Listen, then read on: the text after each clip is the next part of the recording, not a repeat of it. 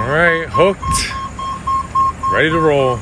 All right, y'all. So I'm gonna try not to make this video too long, but y'all just bear with me. Just bear with me. So we're gonna talk about FedEx Ground because I know a lot of you guys. Well, some of you guys don't know this, but before I got into LTL, I was a line haul driver at FedEx Ground. Now let me go ahead and make this clear, so I know a lot of people are confused. FedEx Express, FedEx Freight, FedEx Ground are all different divisions of FedEx.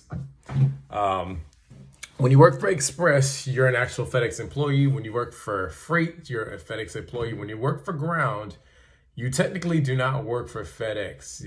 You work for an independent contractor. Now, the contractor, he's going to be the one that's going to hire you. He's going to be the one that provides you your uniforms, and he's also going to be the one that's going to pay you every week.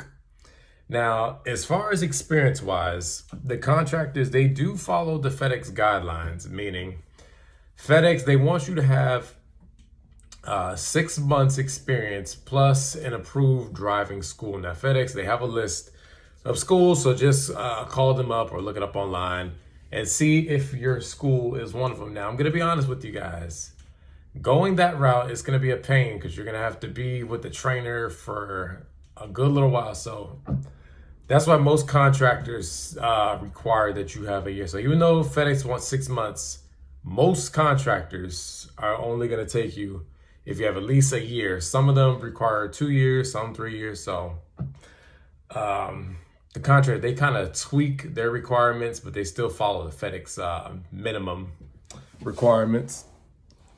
As far as the pay, it just depends on the contractor. You know, every contractor pay is different. And by the way, I worked for 2 different contractors during the duration of my time over there. My first one, he was paying me, I think it was like 55 cents a mile. The second one was like 57 cents a mile. As far as equipment, it just depends on what that contractor has because if I didn't already say, FedEx does not own the tractors. The contractor owns them. That's why they have his name slapped on it. So I don't know if you ever noticed, when you see a ground vehicle, it might it'll always have the name of the company on the side. It's gonna say contracted service provider or something like that.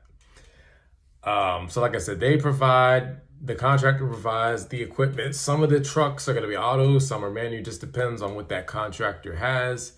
My first contractor, he only had 10 speeds.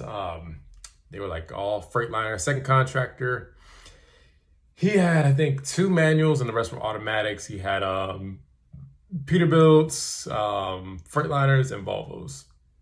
As far as what they're going to, now, they're supposed to all be set at 65. You know, that's what FedEx requires, but of course, most contractors don't. That's why if you ever see FedEx Ground, they're always flying. Like the truck I was in, I could go as fast as like 75 miles an hour. So yeah, I used to be hauling ass. But yeah, so each truck's gonna be governed different. If I didn't already say, the pay will vary. Now I know I don't really speak on pay. I'll make an exception just for this one time. Between both contractors, I averaged 12 to 13 a week. I worked 5 days a week. As far as my start time, I would start anywhere between 9 o'clock, 10 o'clock. So basically I would come in, get in the truck, find a dolly, go in the office. You know, they would tell me what 2 trailers to hook up to. And by the way, when you're at FedEx Ground, the yard hustlers, they don't hook it up for you. You do all that yourself. You hook them yourself. You break them yourself. As far as where I ran out of 2 terminals. Sometimes I would run out of Tampa. Sometimes I would run out of St. Pete. And I would either do 2 turns to Ocala or I would do 2 turns to Orlando. And sometimes with that, Orlando, I would get a split, meaning sometimes they would send me to Davenport. Now, Tampa, we have 2 terminals. They have, you know, the ground terminal. And then they have a home delivery terminal. It's still ground. So sometimes I would get a split on the way back and they would send me to HD. As far as the 2 terminals, you know, both of them were, I call relay terminals. Basically, all the freight, they're basically hubs. All the packages will go to these 2 terminals. And then they would just go anywhere throughout the country. That's why you would see a lot of teams. And speaking of teams, if I didn't already say, Some contractors have solo runs, some have teams, some have both. First contractor, he only did solos. Second contractor, he had teams and solos. Between the two, I only did solos. I did run team one time just to help out. Wasn't too bad. It was the route I was on was Tampa to Ohio and back. So back to that. The terminals were hubs. So like I said, packages from all over Florida, you know, they would either go to Orlando or Ocala, and then teams would take them anywhere throughout the country.